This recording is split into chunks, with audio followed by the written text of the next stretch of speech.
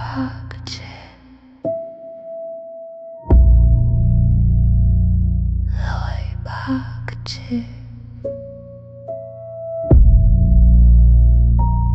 লয় ভাগছে লয় ভাগছে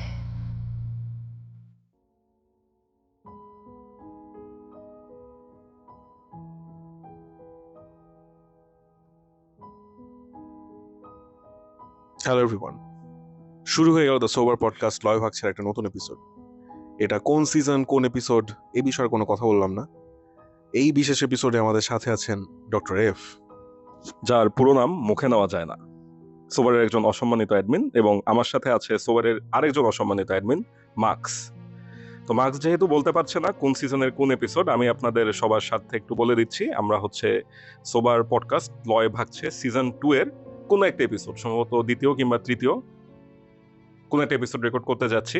আজকে আমি ডক্টর এফ এবং মার্কসের সাথে একজন স্পেশাল গেস্ট উপস্থিত আছেন আমাদের পডকাস্টের স্টুডিওতে। তার পরিচয় তিনি নিজেই দেবেন। তো আমি লিঙ্কন হাসান। ইউজুয়ালি আমি আমার কথা শুরু করি ছোট এ হন এমনি করে। তো যেহেতু এটা পডকাস্ট, এখানে একটা ডেকোরাম মেনটেন করা লাগতেছে, আর সঙ্গে বড় ভাইরাও আছে সম্মানিত। তো আমি আমার মতো করেই বলুম, তবে ভাইয়েরা আগে কথাবার্তা শুরু করে নি। তার একটা জিনিস বলে রাখি যে লোকজন হয়তো আমার চিনেন একভাবে, যে আমি কর্পোরেট জ্ঞানের একটা বিশেষ এপিসোড করতাম, ওটা এখনো আছে, এখনো জারি আছে, আবার কিছু এপিসোড হয়তো আসবে। আর বইপাড়ায় আমি মোটামুটি পরিচিত একটা মুখ। তো আমার দুইটা পরিচয় নিয়ে আমি আজকে এখানে উপস্থিত আছি। বাদ বাকি I'll hand it over to doctor F. আর আরেকটা মজার জিনিস হচ্ছে, আজকে আমরা এই এপিসোডে রেকর্ড করতেছি হচ্ছে বিউটি বোর্ডিং এ বসে। আপনারা যারা বিউটি বোর্ডিং সম্পর্কে জানেন না, তাদেরকে বিউটি বোর্ডিং সম্পর্কে ডক্টর এফ কিছু বিস্তারিত তথ্য জানাবেন। তবে এখানে হচ্ছে এককালে বিখ্যাত ব্যক্তিবর্গ, যেমন ধরেন নির্মলেন্দু গুণ, তারপর কবি শামসুর রহমান, জহির রায়হান, ব্রজেন দাস, এরা হচ্ছে এখানে আড্ডা মারতেন। তো এই বিখ্যাত ব্যক্তিদের ফেলে যাওয়া একটা অদ্ভুত নস্টালজিয়ার মধ্যে বসে এপিসোডটা রেকর্ড করতেছি, ভালোই লাগতেছে। অন্ধকার রাত, গরম একটু কম, বিউটি বোর্ডিং এ বসে এপিসোড রেকর্ড করতে আমাদের বেশ লালো ভাগছে। যদিও লয় ভাগছের এপিসোড, তবে আজকে লয়ের পাশাপাশি একটু, যেহেতু লিঙ্কন হাসান আমাদের সাথে আছেন, আমরা একটু কর্পোরেট জ্ঞানের শোধন বিষয়েও কিঞ্চিত আলাপ আলোচনা করব। তো আপনারা যারা আমাদের পডকাস্ট শুনে অভ্যস্ত, তারা ইতিমধ্যে জানেন যে কোনো একটা স্পেসিফিক টপিকে যখন আমরা পডকাস্ট রেকর্ড করি, তার শুরুতেই আমি কিঞ্চিত আতেল এবং জ্ঞানগর্ভ আলাপ করে থাকি। তো আজকের পডকাস্টে যেহেতু আমরা কর্পোরেট বিষয়ক হরর এক্সপেরিয়েন্স শেয়ার করব, মার্কস, লিঙ্কন হাসান দুইজনই আমাদের সাথে কিছু অফিস রিলেটেড হরর এই ব্যাপারে আলাপ আলোচনা করবেন। তো শুরুতে আমি আসলে আপনাদের সাথে একটু আলাপ করে নেব যে কর্পোরেট কালচারের সাথে হরর এই ব্যাপারটার সম্পর্ক আসলে কিভাবে আসছে। তো কর্পোরেট স্ট্রাকচার বর্তমান বিশ্বে যে জিনিসটা চলমান, সেখানে সরাসরি কোনো অতিপ্রাকৃত সত্তা কিংবা অশরীরী অস্তিত্বকে গোস্ট হিসেবে না দেখে পুরো সিস্টেমটাকেই একটা গোস্ট হিসেবে বিবেচনা করা হয়ে থাকে। এই বিষয়ে আমরা যদি মার্ক ফিশারের ক্যাপিটালিস্ট রিয়েলিজম এই থিওরিটার ব্যাপারে আলাপ করতে যাই, সেক্ষেত্রে একটা টপিক চলে আসে যে পুঁজিবাদী কাঠামো নিজেই এমন এক অদৃশ্য শক্তি যা থেকে বের হওয়া অসম্ভব, মুক্তি পাওয়া অসম্ভব। 19 শতকের দিকে যখন পুরো পৃথিবী জুড়ে কারখানা, মিল, ফ্যাক্টরি, ইন্ডাস্ট্রিয়ালাইজেশনের সূত্রপাত ঘটতে থাকে, তখনই কারখানা, মেশিন এবং শ্রমিক শোষণের মতো যে ব্যাপারগুলো, সেগুলো পুরো বিশ্বজুড়ে খুবই প্রকট হয়ে ওঠে, এবং এটাকে এক ধরনের মানব শোষণ এবং অধিকার থেকে যে বঞ্চিত হওয়ার একটা হাহাকার, সেই ব্যাপারটা একটা খুব ভয়ঙ্কর খারাপ কালচার হিসেবে ধরা দেয়। আলটিমেটলি সেই কারখানা, ইন্ডাস্ট্রিয়ালাইজেশন এবং শ্রমিকের শোষণের যে রূপটা ছিল, সেটাই কিন্তু বিংশ শতাব্দীতে এসে কর্পোরেট কিউবিকল এই স্ট্রাকচারটার মধ্যে বন্দী হয়ে যায়। অর্থাৎ আপনি যখন একটা অফিসে যাচ্ছেন, প্রতিদিন সকালবেলা একই স্ট্রাকচারে আপনি পুরো সপ্তাহ কাটাচ্ছেন, শেষ পর্যন্ত আপনি 1 দিন 2 দিন ছুটি পাচ্ছেন, আবারও সপ্তাহ ঘুরে আপনি সেই একই জায়গায় ফিরে যাচ্ছেন, একটা ছোট্ট প্রকোষ্ঠের মধ্যে আপনি আপনার কাজ করতে ব্যস্ত হয়ে পড়ছেন। এই যে একটা হোয়াইট কলার স্লেভারির কালচার, আধুনিক যুগে আপনি একজন দাস হিসেবেই ট্রিটেড হচ্ছেন, এবং এই দাসত্ব আপনাকে আপাদমস্তক কুরে কুরে খাচ্ছে, অথচ আপনি এই স্ট্রাকচার থেকে বের হতে পারছেন না। এই মার্ক ফিশারের যে ক্যাপিটালিস্ট রিয়েলিজম থিওরির যে কথাটা বললাম, এটাই হচ্ছে মূলত এই ব্যাপারটার মূল কথা। এবং মিশেল ফুকো তার ডিসিপ্লিনারি সোসাইটি একটা স্ট্রাকচার যেটা বুঝিয়েছেন যে এখানে একটা সোসাইটি, একটা স্ট্রাকচার সবকিছুই ভালোভাবে নিয়ন্ত্রিত হচ্ছে, কিন্তু যেই সিস্টেমটা এই ব্যাপারটাকে নিয়ন্ত্রণ করে সে নিজে অদৃশ্য এবং একটা ভৌতিক সত্তার মতো কাজ করছে। এনলেস অফিস মিথ বলতে একটা ব্যাপার আছে, যেখানে আপনি বিরতিহীনভাবে কাজ করে যাচ্ছেন, একই ভিসিয়াস সাইকেলের মধ্যে অফিসে যাচ্ছেন, ক্লান্ত হয়ে বাসায় ফিরছেন, আপনার ব্যক্তিগত জীবন ক্ষতিগ্রস্ত হচ্ছে, আপনি খিটখিটে মেজাজে থাকছেন, কিন্তু আপনি কারণও খুঁজে পাচ্ছেন না এবং এখান থেকে বের হতে পারছেন না। এখান থেকেই আমরা বিভিন্ন রকম এই অফিস রিলেটেড যে হরর এক্সপিরিয়েন্সগুলো শুনতে পাই। অনেকেই দুঃস্বপ্ন দেখেন, অনেকে এরকম হ্যালুসিনেট করেন যে তারা একটা এন্ডলেস একটা রুমের মধ্যে প্রবেশ করেছে, সেখানে অনবরত তারা কাজ করে যাচ্ছে এবং সেখানে কোনো এক্সিট নেই। কখনো কখনো মানুষ পার্সোনালিটি ডিসঅর্ডারে ভুগতে শুরু করে। বাস্তবতা এবং এই ধরনের একটা অবাস্তব জগৎ এটার সীমারেখা গুলিয়ে ফেলে। একটা স্লো প্রসেশন এভাবে চলতে থাকে, আপনি আস্তে আস্তে বদলে যান, আপনার ভেতরটা দখল করে নেয় আরেকটা সত্তা। কেউ কেউ এই ক্ষেত্রে একটা কর্পোরেট ডপল গ্যাঙ্গারের কথাও চিন্তা করে ফেলেন, অর্থাৎ আপনি আপনার নিজের যে ট্রু পার্সোনা সেটাকে হারিয়ে এমন একটা সত্তায় পরিণত হন যেখানে আপনি মূলত একজন দাস হিসেবে নিজেকে চিন্তা করেন এবং নিজের অজান্তেই একটা প্রভু কিংবা কোনো একটা কালচারের দাসত্ব করে যান। তো এই যে একটা নিজেরই আরেকটা সংস্করণ, যাকে আপনি চেনেন না কিংবা যাকে আপনি কখনো এভাবে কল্পনা করতে চাননি, এই পুরো ব্যাপারটাই আমাদের সবার কাছেই মনে হয় যে এক ধরনের পজেশন কিংবা আত্মার পালাবদল অথবা সম্পূর্ণ নিজের একটা অচেনা সংস্করণ। কর্পোরেট কালচার নিয়ে আসলে খুব বেশি মিথ কিংবা হরর রিলেটেড টপিকে আমি গেলাম না, একটু সিরিয়াস কথাবার্তাই বললাম।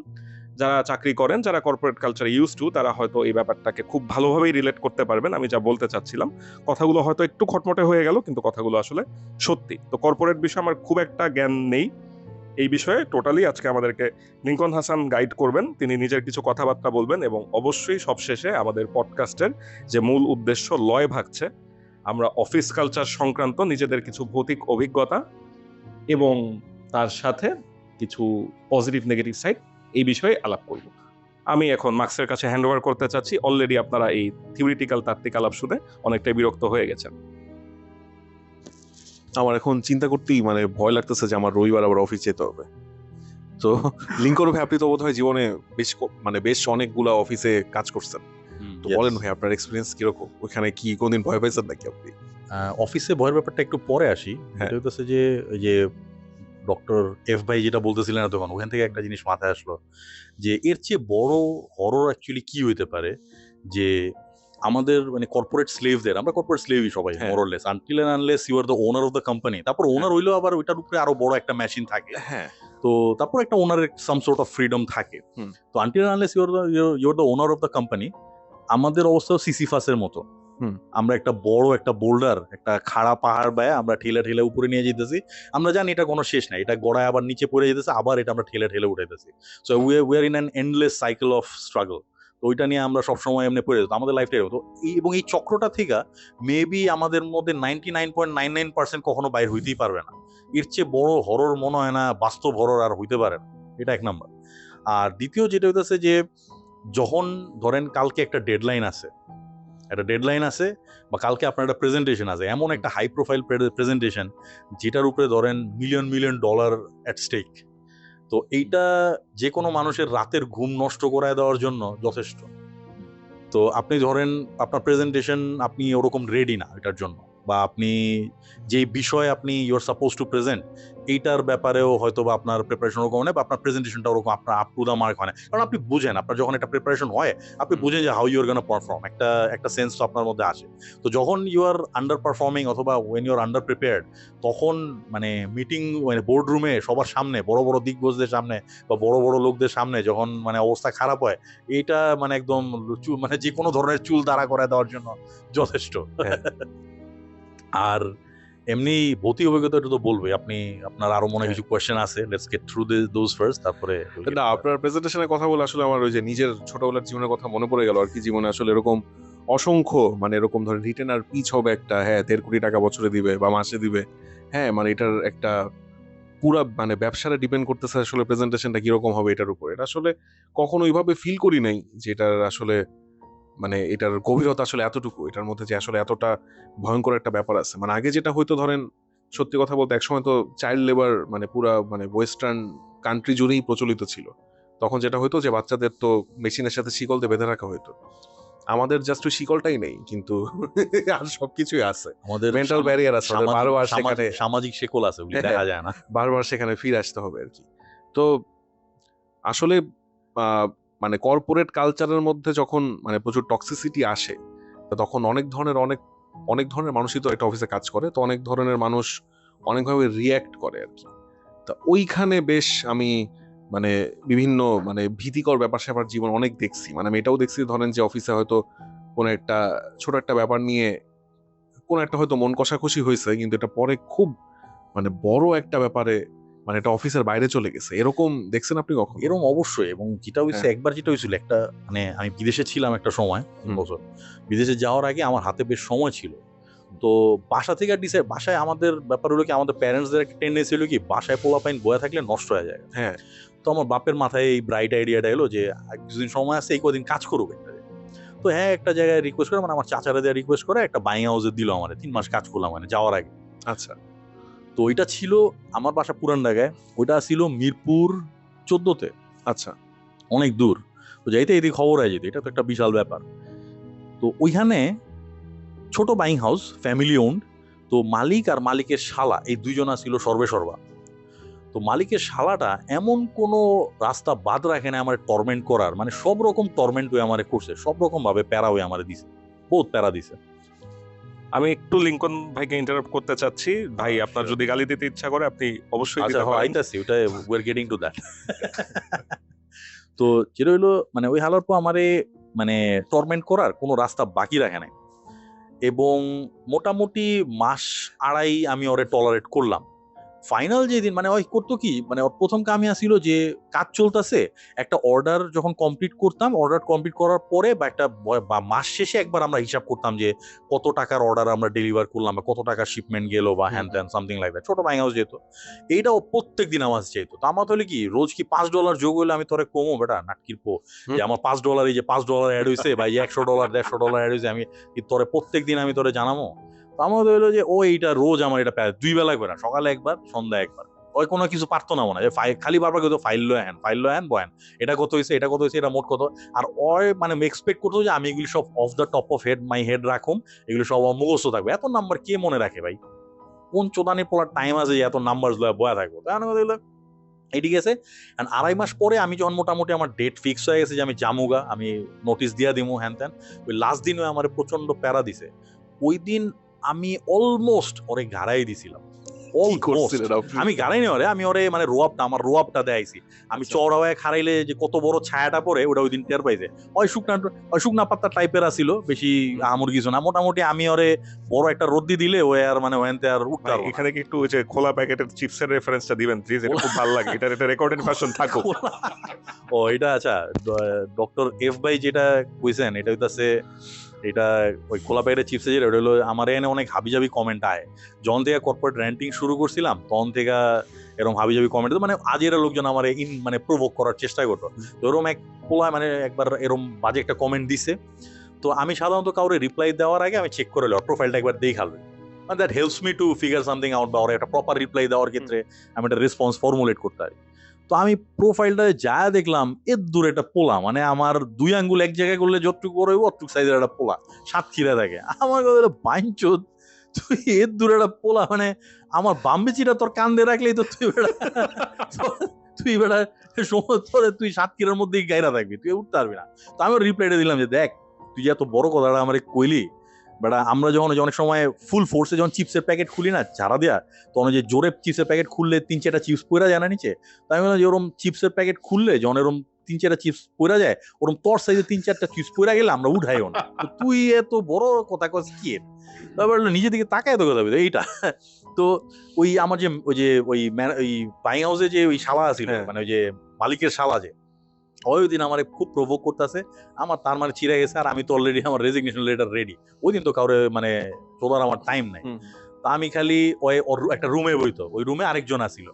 তো আমার খালি বললো, লিঙ্কন সাহেব একটু আসেন, ফাইল নিয়ে আসেন। আমি ফাইল ছাড়া গেছি ওই দিন, আমি ফাইল ছাড়া জাস্ট দরজায় চড়া হয়ে খাড়াইছি, পুরো দরজাটা ঘিরা।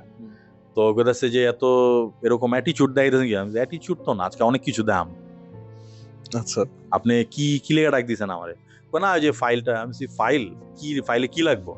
কয় ওই যে অর্ডার। আমি বলছি অর্ডার ভ্যালু কি আজকে গতকালকে কইছি না? কয় হ্যাঁ বলছেন, তো কি হয়েছে?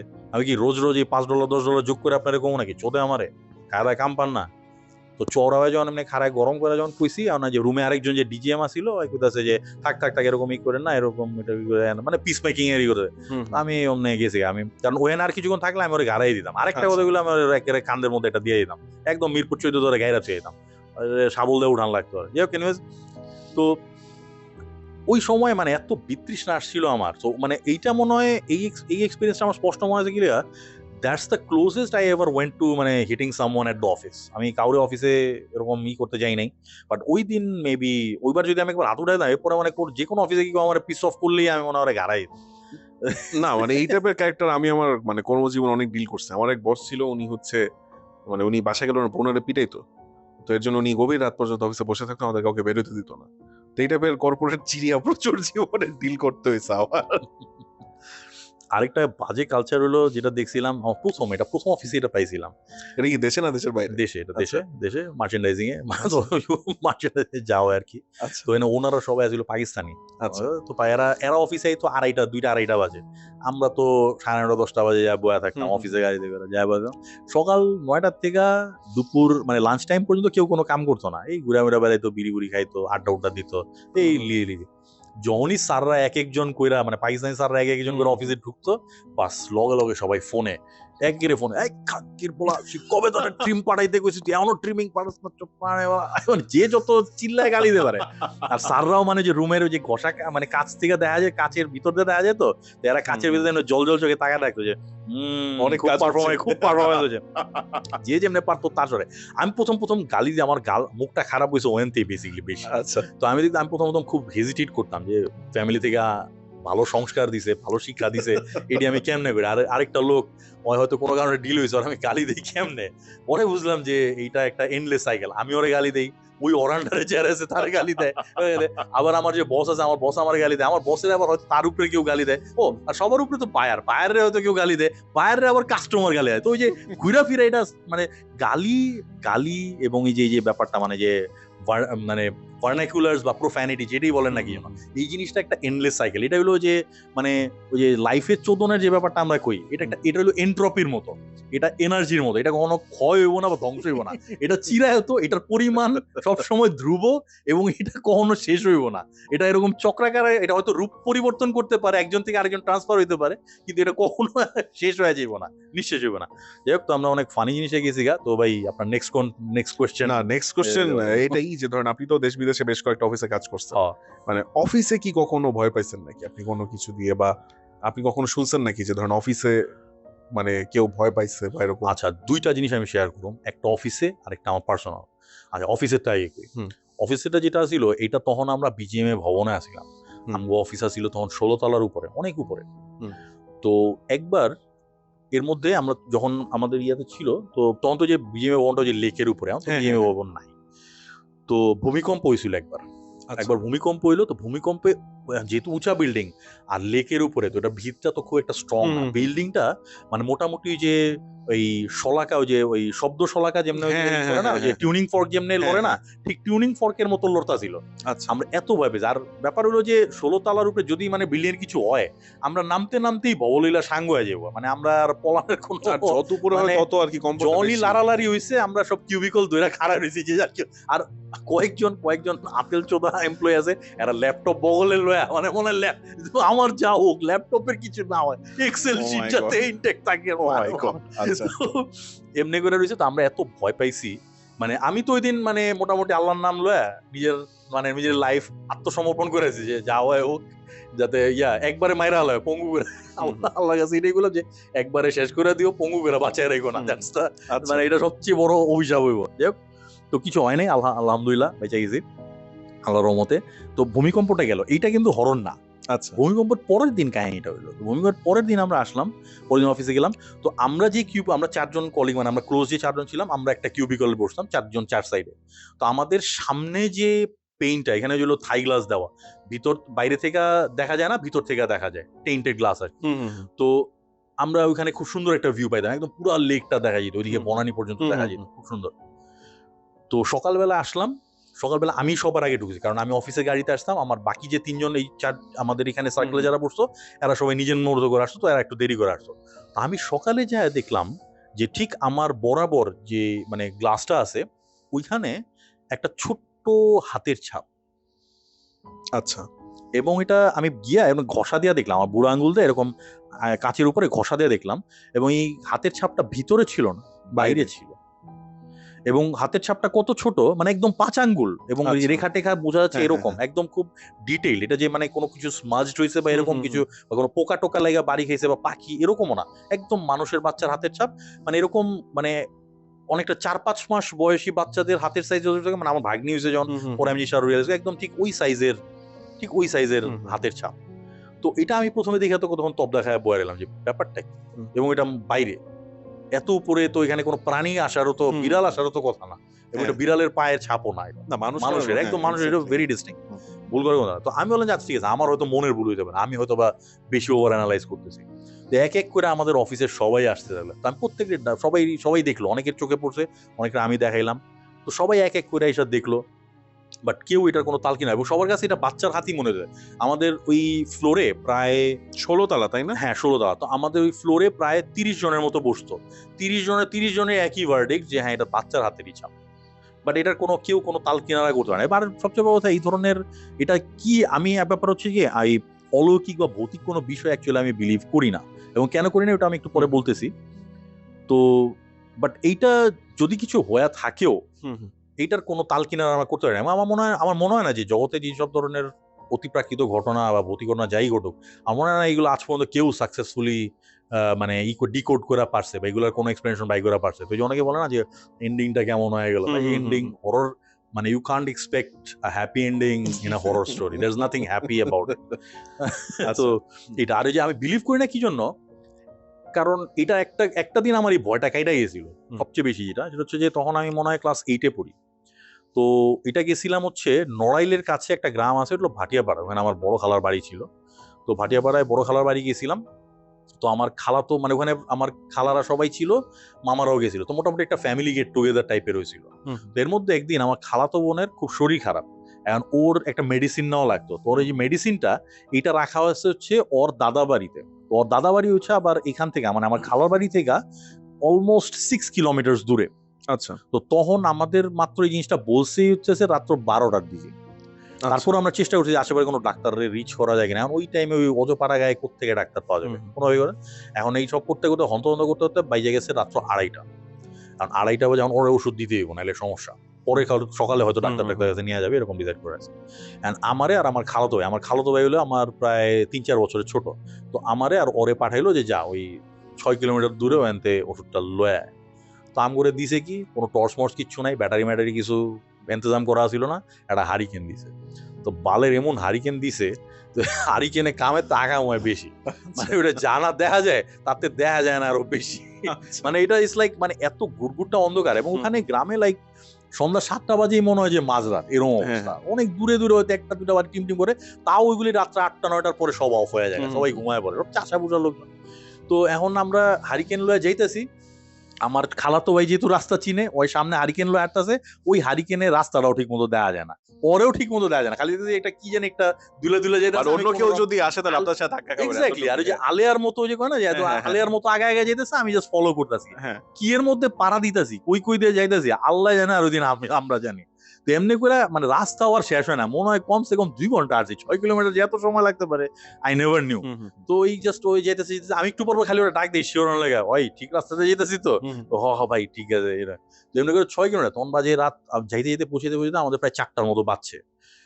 তো ওষুধ নিয়ে আসছি। তো ওই যে এত রাতে এইসব মাঝঝাড়, শ্মশান, কবরস্থান সবকিছু পার হয়ে মোটামুটি আমরা, মানে এমন কোনো খারাপ জিনিস নাই যেটা ওইসব জায়গায়, মানে যদি একটা মানুষ মার্ডার করেও থুয়ে দেয় তারপরেও কেউ টের পাইবো না। আচ্ছা, তো এরকম একটা জার্নি করার পরেও যেহেতু আমি কিছু দেখি নাই, আমার মনে হয় না যে, কারণ ওই দিন যদি অশরীরী কোনো এন্টিটি আশেপাশে শুনতাম, অনেকে ওরা কইতো যে এখানে জিন আছে, এখানে ওই আছে, মানে ওই দিন আমগরে অ্যাটাক করার লেগে আমরা মানে পাইতা দিয়া বয়ে আসছিলাম যে ভাই প্লিজ আমগরে দে, আমরা দুইটা আচ্ছা, আমরা দুইটা জুসি বার্গার যাইতাছি, কামড় দেয় আম করে, আচ্ছা। এরকম অবস্থা। তো ওই দিন যেহেতু আমি দেখি নাই, তো এরপর থেকে আমি আর এসব কিছু মানে বিলিভ করি না যে ওই দিন হইলে যা হওয়ার হইতো। হুম, হুম, হুম।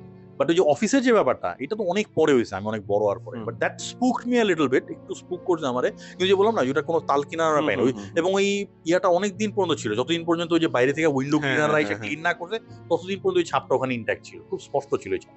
আচ্ছা। তো এটাই ছিল আমার মানে মোটামুটি অফিসের একমাত্র ভৌতিক এক্সপিরিয়েন্স। অফিসের চেয়ে আর অনেক ভৌতিক এক্সপিরিয়েন্স আছে, ওগুলি সব রিয়েল লাইফ ইভেন্ট, ওগুলাতে অতি প্রাকৃত কিছু নাই, নাথিং অতি প্রাকৃত অ্যাবাউট দোজ। গল্পের গাঁথুনি কি জমজমাট হচ্ছে? প্রচন্ড, আর প্রচন্ড। ট্রাস্ট মি, এই গল্প কখনো কোনো বইতে ছাপা হবে না। হ্যাঁ, আচ্ছা। আচ্ছা, আমার একটা কোয়েশ্চেন, সেটা হচ্ছে আমি তো আসলে যেহেতু ডাক্তার, এই কর্পোরেট কালচার জিনিসটা আমাদের সাথে না, আমাদের চলনটা আসলে অন্যরকম, সেটা অন্য লেভেলের জিনিস। আপনাদের তো কামলা টাইপের ইয়া। হ্যাঁ, তো একটা জিনিস আমি একটু এটা লিঙ্কন ভাইয়ের কাছে জানতে চাচ্ছি যে কর্পোরেট কালচার বলেন কিংবা অফিস সংশ্লিষ্ট একটা জিনিস গত কয়েক বছরে খুব স্টাবলিশ হয়েছে, সেটা হচ্ছে যে হোয়াটসঅ্যাপ গ্রুপগুলো আর কি। এখানে Yes. নানা লেভেলের চোষাচুষি চাটাচাটি অনেক কিছু হয়, চব্য চস্য লেজ্জপেও সবকিছু এখানে হইতেছে। এই জিনিসটা থেকে ধরেন এই যে ফ্যাসিলিটেশন কিংবা যখন আপনি এটাতে পার্টিসিপেট করবেন না, তখন আপনার আরেকজন এসে খোঁচা দিবে যে তুমি হোয়াটসঅ্যাপ এটা মেনটেন করো না কেন, কিংবা একজন যখন বলতেছে এটা কতটুকু মেনটেন করা উচিত, এই জিনিসটাকে আপনি কিভাবে দেখেন? মানে এটা কেমনে হ্যান্ডেল করা উচিত, কিংবা এটার আসলে ইম্প্যাক্টটা কি হয়? এইখানে বেস্ট হইতাছে মধ্যম পন্থা অবলম্বন করা। এক নম্বর হচ্ছে যেটা আপনি বললেন, এটার সাথে আমি 100% একমত, যে অনেকে আপনার প্রেশারাইজ করবো যে আপনি পার্টিসিপেট করতেছেন না কি জন্য। এখানে এক দল আছে ধরেন, আর আবার দেখে ঘুরা যে গ্রুপে কে পার্টিসিপেট করতেছে আর করতেছে না, ওরা আবার আপনার নাম দিয়ে ট্যাগ দিয়ে করে, ভাই কিছু বলছেন না কেন। হ্যাঁ, দেখবেন একদিন হঠাৎ করে মেসেঞ্জার একটা পপ আপ আইছে যে ওই গ্রুপ থেকে আইছে, ভাই কিছু বলছেন না কেন। তো তখন তো কিছুটা বলতেই হয়।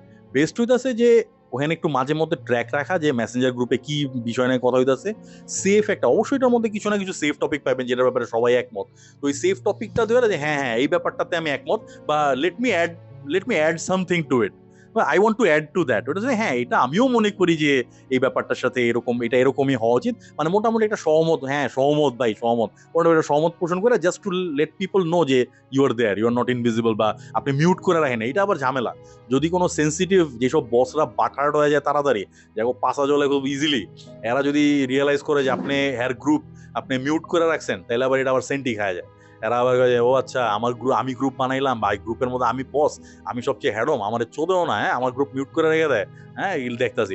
ওইটা রিয়েলাইজ করতে দেওয়া যাইব না until unless you are in a safe position. বসরে তো ওরকম তেলায় যেতে হইব, বসের ওলে তেল মাইকে চলতে হইব। তবে সাধারণত একটা ইদানিং মজার ব্যাপার খেয়াল করছি যে এই সব হোয়াটসঅ্যাপ গ্রুপগুলা কিংবা মেসেঞ্জার গ্রুপগুলাতে আবার অনেকগুলো ছোট ছোট সাবগ্রুপ থাকে, এবং এখানে বিষয়বস্তু হচ্ছে ও এটা কেন বললো, ও এটা কেন বললো না, ওইখানে কথা কেন কইলো না, 3-4জন মিলা গুটি পাকাবে, এবং আলটিমেটলি সেই সাবগ্রুপগুলা কিন্তু কেচকে খেয়ে যাবে। শুধু তখন আবার সেগুলা এসে মেইন গ্রুপগুলাতে ফ্ল্যাশ শুধু ওইটা না, গ্রুপে যারা ওই যে দেখা যায় যে 2জন বা 3জন একলগে বাটার্ড হইছে, কোনো কারণে এগো পাছায় লাগছে, হ্যাঁ এগো কেউ আঙ্গুল দিছে বা আঙ্গুল নাও দিলেও এরা কোনো কারণে অফেন্ডেড হইছে, এরা দেখা যায় কি বাইরে হয় ওখান থেকে, আবার একটা সাবগ্রুপ খুলে ওখানে আবার এইটার স্ক্রিনশট লয়ে দেয়, দেখছেন এটা কি বললো, দেখছেন এটা কি করলো, এত বড় সাহস হ্যান ত্যান, এইগুলা বহুত চালাচালি হয়। তো এমন ব্যাপার হলো যে সাবগ্রুপ গুলাও খুব একটা সেফ না, সাবগ্রুপেরও সাবগ্রুপ হয়, বহুত কিছু হয়, আবার সাবগ্রুপের জিনিস মেইন গ্রুপে আয়া পড়ে। আবার এমনও হইছে যে এগুলি প্রিন্ট আউট করে লয়া বয়া মিটিংও হইতে দেখছি, প্রিন্ট আউট চ্যাটের চ্যাটের প্রিন্ট আউট, এগুলি লয়া মিটিংও হইতে দেখছি, এগুলো বহুত ক্যাচাল হয়েছে। এবং এটা একটা এডটেক কোম্পানিতে হইতে দেখছি আমি, এডটেক রিসেন্টলি তো এডটেক লয়া মানে স্ক্রিনশট এগুলো প্রিন্ট করা হয়েছে। আচ্ছা, হোয়াটসঅ্যাপ ফেসবুক মেসেঞ্জার এগুলি প্রিন্ট কইরা এগুলি আবার এগুলো মিটিং করা হয়েছে, এগুলোও দেখছি। আচ্ছা, একটু মার্কসের কাছে আসি। তুমি তোমার এই যে একটা দীর্ঘমেয়াদী জীবন, সেখানে যে এরকম সাংবাদিকতা থেকে শুরু এবং নানা রকম অনেক কিছুর সাথেই তোমার এগুলোতে তুমি জড়িত ছিলা, এই বিষয়ে তো অবশ্যই তোমার কোনো না কোনো এক্সপিরিয়েন্স আছে, এটা একটু আমাদের সাথে শেয়ার করো, কারণ আমি আজকের এপিসোডের যে টপিকটা সেই বিষয়ে ভালোই অজ্ঞ। আমার মানে অফিসে জীবনে আসলে সত্যি কথা বলতে সেভাবে ভয় পাই নাই, মানে এটা কি আসলে ভৌতিক ঘটনা নাকি, তো দুইটা ঘটনা আছে আর কি। তো একটা হচ্ছে যেটা আমি একটা বেশ পুরানো একটা কোম্পানিতে কাজ করতাম তখন, মানে কোম্পানিটা হচ্ছে 1968-এর আর কি, এরকম ওদের বিল্ডিংটাও বেশ পুরানো, কিন্তু মানে বেশ সুন্দর একটা অফিস। আমি বাংলাদেশে এরকম সাজানো গোছানো অফিস জীবনে দেখিনি আর কি, এরকম আর কি। তো ঘটনা যেটা হইলো আর কি, একদিন আমি বোধহয় রাত 1টা বা 1:30টার দিকে আমি অফিসে হচ্ছে সম্পূর্ণ একা।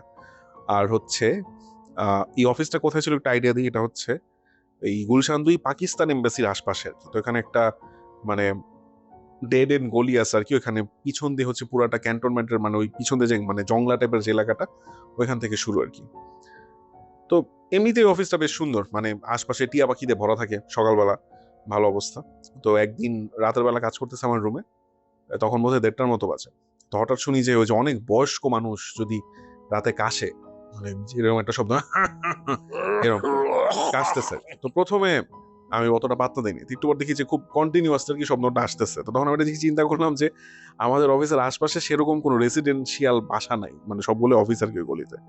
তো আশপাশে থেকে তো আসার কথা না, আর অফিসে তো আর কেউ নাই আর কি, এরকম একটা অবস্থা। আর অফিসে যদি কেউ থাকেও এই লেভেলের কাশি কারণে, কারণ সবার সাথে তো দেখা হচ্ছে প্রতিদিন ওই ফ্লোরে। তো আমি যেটা করলাম ওই বের হইলাম, যেহেতু অফিসে কেউ নাই রাতের বেলা, আমি একটা সিগারেটও ধরাইছি, ধরে টানতে টানতে ঘুরতেছি যে কোথায় কেউ আছে নাকি। তো দেখি নাই। তা আমি আবার মানে কাজে মনোযোগ দিচ্ছি, মানে সে যেটা কাহিনী যেটা যে পরদিন 11টার সময় একটা পিচ আছে, তা আমি ঠিক করছি যেটা আমি শেষ করে যাই, মানে সকালে উঠে আর কাজ করবো না, এরকম মানে একটা ফ্রেশ ঘুম দিয়ে একদম ডিরেক্ট ক্লায়েন্টের অফিসে চলে যাব। তো দেখি যে না, কাশিটা বেশ মানে বাড়তেছে আর কি, এবং কোত্থেকে আসতেছে আমি ঠিক বুঝতেছি না, মানে মনে হচ্ছে বিভিন্ন জায়গা থেকে আসতেছে। তো অফিস যেহেতু পুরান, তো প্রচুর ইন্ডিয়ান লোকজন এখানে কাজ করতো, আবার বিদেশি লোকজন কাজ করতো। তো আমি প্রথমে হিন্দিতে জিজ্ঞেস করলাম যে কন হ্যাঁ, তো দেখি যে কোনো উত্তর আসতেছে না। কিসকো খাসি হুই হ্যায় ভাই? তো তারপর বাংলায় বললাম যে কেউ কেউ কি আছেন, হ্যাঁ এরকম আমার নাম, কোন বাইনচোদ? আমার নাম এটা, এরকম। তাও দেখি কোনো রেসপন্স নাই আর কি। তারপর ইংলিশে জিজ্ঞেস করলাম, তাও দেখি কোনো রেসপন্স নাই। তারপর একটা সময় দেখলাম যে নাই, মানে বেশ মানে 15-20 মিনিটের মতো হয়ে গেছে, মানে কোনো কাশি শব্দ টব্দ নাই। তা আমি আবার কাজে মনোযোগ দিলাম। বেসিক্যালি যেটা করতেছিলাম যে মানে সবকিছু শেষ, লাস্টে যে পিপিটি গুছাচ্ছি আর কি, পিপিটির যে লাস্টের কয়েকটা সাইড বাকি আর কি। ঠিক এই সময় যেটা হলো যে একদম ঠিক মনে হলো যে পিছন থেকে আসতেছে, তখন আমি বলি যে গুষ্টি চুদি, মানে আমি জাস্ট ল্যাপটপ বন্ধ, আমি বসে মেসেজ দিলাম ভাই আল্লাহ হাফেজ, আমি আর এখানে কাজ করতে পারবো না একা, আমি স্ট্রেট বাসায়। এটা একটা ঘটনা। আর আরেকটা যেটা হচ্ছে, এটা বসুন্ধরা একটা অফিসের ঘটনা আমার। এখানে আমি খুব অল্প সময় ছিলাম, মানে 1 বছরের মতো আর কি। তো ওই অফিসে আমি আগেই শুনছি, বলছে যে রাতে হচ্ছে একা একা ইন্টারকম বাজে এবং ফোন ধরলে ভারী নিঃশ্বাসের আওয়াজ পাওয়া যায় আর কি। এটা অনেকেই বলছে আর কি এরকম।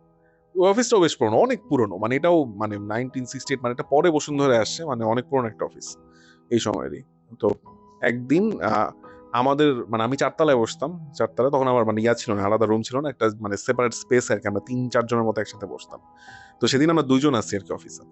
তো আমি আমার সাথে যে ছিল না হচ্ছে তানজিল। তো ঠিক ওই 1টার দিকে দেখি ইন্টারকম বাজতেছে, ধরলাম কোন আওয়াজ নেই, মানে ফোঁস নিঃশ্বাসের আওয়াজও নেই আর কি। তো তানজিল এই দেখছেন ভাই, এই যে শুনছিলেন না রাতে দেখছেন, বাজলো কিন্তু।